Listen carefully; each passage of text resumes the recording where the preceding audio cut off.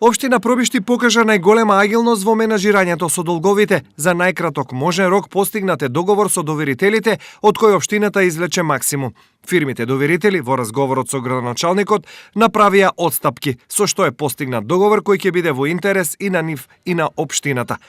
Од некаде околу 100 правни субјекти, 27 се пријавија на повикот, каде што преговаравме и голем дел, односно можам да кажам сите се откажа во делот на каматите, меѓутоа имаше правни субјекти кои што се откажа и од основниот долг.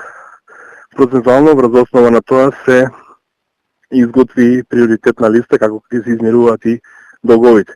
Најважно од се е што општината го сочува добриот углед кај фирмите и што соработката со нив ќе продолжи и во иднина.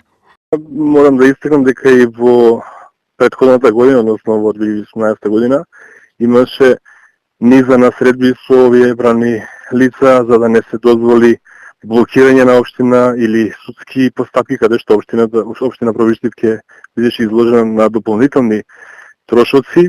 Самите правни субјекти знаат дека веќе финансиска состојба на општина Пробиштип со помош на владата од 37 милиони денари е огромна помош и далеку ќе биде подобро за реализација на програмата, односно за исплаќање на обврските кои што ги имаме во 2019 година. На општината и на градоначалникот на глава им тежеа долг од над 72 милиони денари, кој сега е намален за 37 милиони денари, што представува 51%. Сегашното ниво на задолженост од само 30 на милиони денари во Пробиштип не се памети со години наназад, што е гаранција дека општината уште од оваа година ќе има можност да се развива со побрзо темпо.